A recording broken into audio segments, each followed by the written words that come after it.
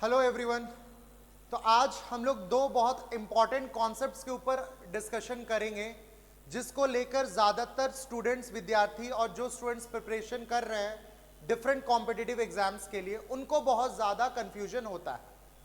दो शब्द ऐसे हैं जो बैंकिंग से, आरबीआई से बहुत ज़्यादा जुड़ा हुआ है। उन दो शब्दों के ऊपर आज का हमारा डिस्कशन होगा।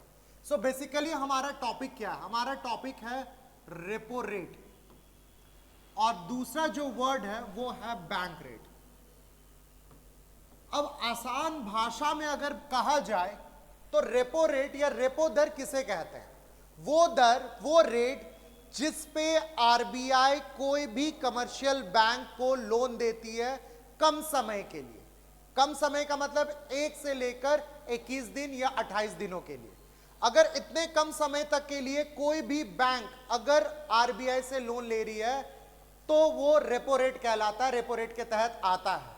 वहीं पे जब हम बैंक रेट की बात करें, बैंक रेट में भी कमर्शियल बैंक्स जो है वो आरबीआई से लोन लेती है, लेकिन लंबे समय के लिए, 3 साल, 4 साल, 5 साल, 7 सालों के लिए।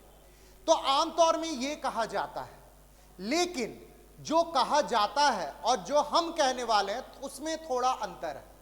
उस बात को अच्छे से समझिए। देखिए, रेपो रेट होता क्या असलियत में? होता यह है कि बैंकों को बहुत ज्यादा तरलता को या लिक्विडिटी मेंटेन करनी पड़ती है। कभी ऐसी भी स्थिति आती है जब बैंकों को बहुत पैसे की आवश्यकता पड़ती है, जरूरत पड़ती है और बैंक दौड़े दौड़े जाती है आरबीआई के पास। अब यहां पे एग्जाम्पल के तौर पे हम लोग समझते हैं, मान लेते हैं एक बैंक है एसबीआई, ठीक है? उनको चाहिए पैसा, कितना चाहिए? मान लेते हैं 1000 करोड़। दूसरा हो गया आरबीआई, ठीक है? अब वो 1000 करोड़ रुपए के लिए किसके पास जाएगी? आरबीआई के पास जाएगी। अब आरबीआई से वो कहेगी कि मुझे 1000 करोड़ रुपए चाहिए। आरबीआई कहेगा कोई बात नहीं, मैं आपको दे देता हूं, तुरंत दे देता हूं।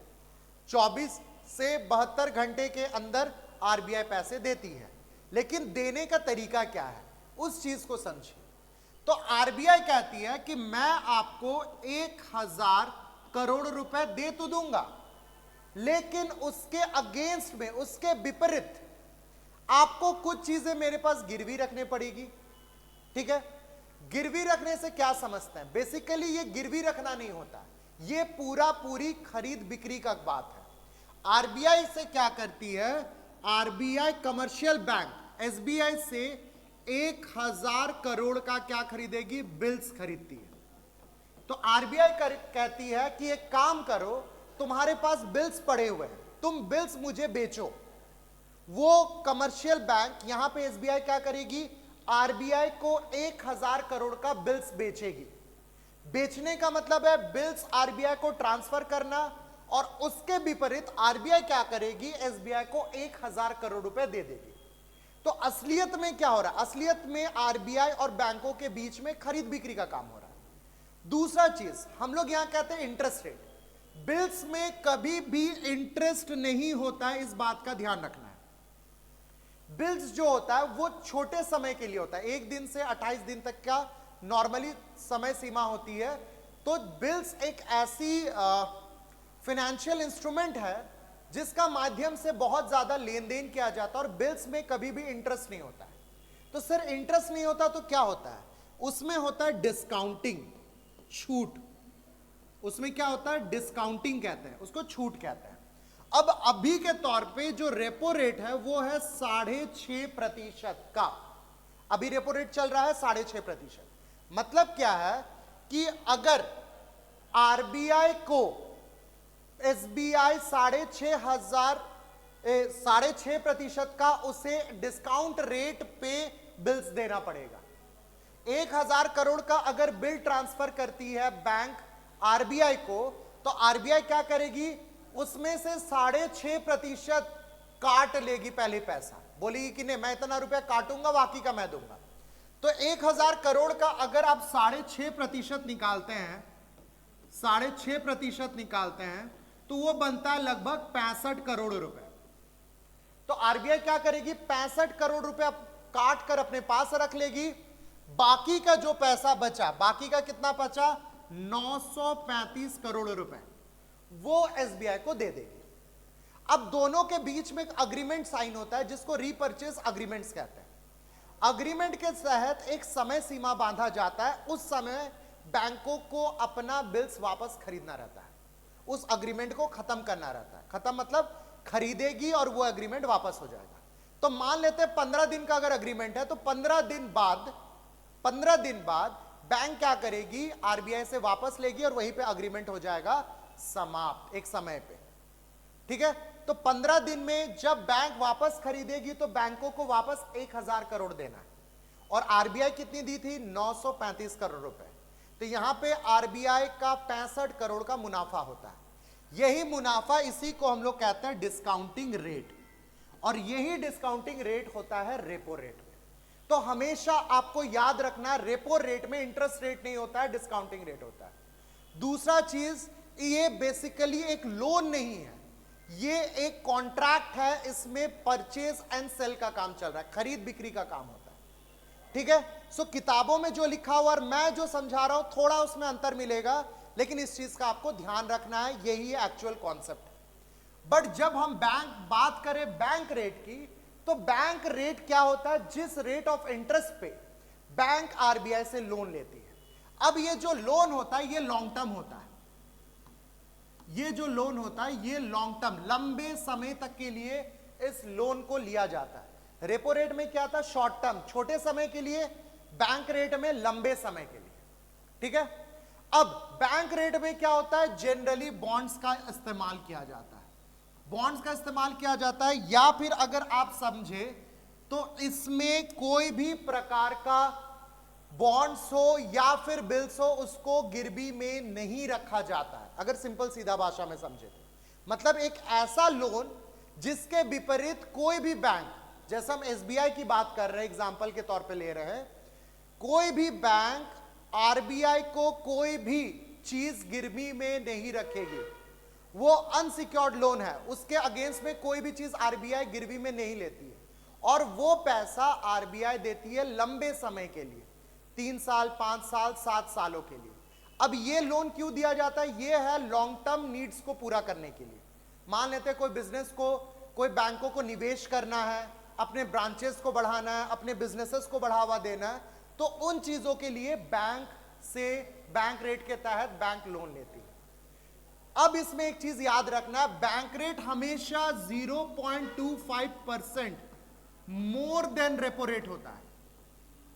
अब ये भी बहुत सारे स्टूडेंट्स को याद नहीं रहता कि सर बैंक रेट कितना है, रेपो रेट कितना है। बैंक रेट निर्धारित होती है रेपो रेट के ऊपर, जो भी रेपो रेट होगा उससे 0.25% बैंक रेट हमेशा ज्यादा होगा। अभी रेपो रेट चल रहा है 6.5%, तो आप चेक कर सकते हैं बैंक रेट होगा 6.75%। 0.25% हमेशा बैंक रेट रेपो रेट से ज्यादा होगा।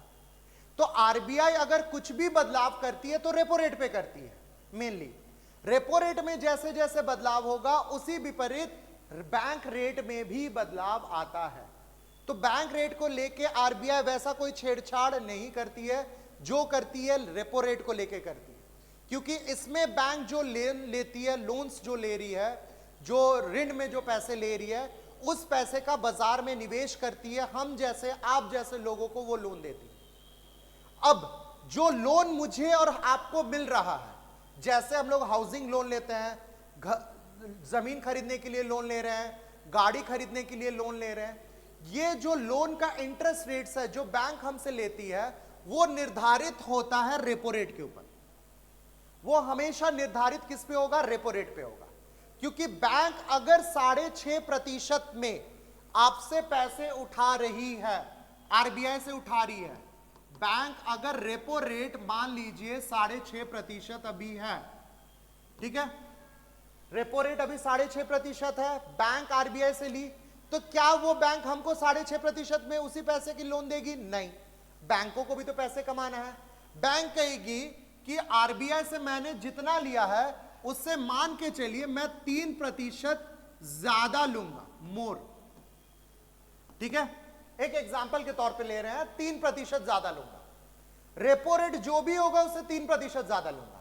तो अगर अभी रेपो रेट 6.5% है और बैंक आपसे 3% ज्यादा ले रही है, तो आपका जो इंटरेस्ट रेट हो जाएगा वो हो जाएगा 9.5%। 9.5%। अगर यहां पे आरबीआई रेपो रेट को कम करके 6% अगर करती है, अगर 6% करती है, तो 6 + 3 = 9% हो जाएगा आपका इंटरेस्ट रेट। अगर बैंक आरबीआई इसको कम करके 5% कर देती है, तो 5 + 3 आपका इंटरेस्ट रेट्स हो जाएगा 8%।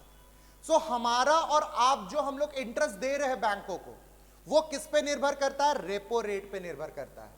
जैसे जैसे रेपो रेट में बदलाव आती है, हमारे इंटरेस्ट रेट्स में भी बदलाव आते हैं। उम्मीद करते हैं रेपो रेट का कॉन्सेप्ट और बैंक रेट का कॉन्सेप्ट समझ में आ गया होगा। बस ध्यान इस बात का आपको रखना है कि रेपो रेट का जो इस्तेमाल होता है शॉर्ट टर्म के लिए, छोटे समय के लिए, बैंक रेट का लंबे समय तक के लिए। हमारा जो इंटरेस्ट है वो निर्धारित होती है आपका रेपो रेट के ऊपर, और रेपो रेट पे ही बैंक रेट भी निर्धारित होती है। तो ये दो अलग अलग कॉन्सेप्ट्स है, अलग अलग टॉपिक है, जिसको लेके बहुत सारे स्टूडेंट्स को डाउट होता है, परेशानी होती है। उम्मीद करते हैं सबको समझ आ गया होगा। So thank you so much. और आप सभी को पता है कि हमारा पतंजलि आईएएस एकेडमी में टीजीटी की कक्षाएं ऑलरेडी चल रही हैं। बहुत सारे वैकेंसीज आने वाले हैं। झारखंड गवर्नमेंट ने भी अनाउंस कर रखा है कि वैकेंसीज आएंगी। जो भी स्टूडेंट्स प्रिपरेशन करना चाहते हैं, कर रहे हैं, जल्द से जल्द जुड़िए। इस तरीके का और टॉपिक्स हम लोग डिटेल में डिस्कशन करेंगे। सो धन्यवाद सभी को, थैंक यू।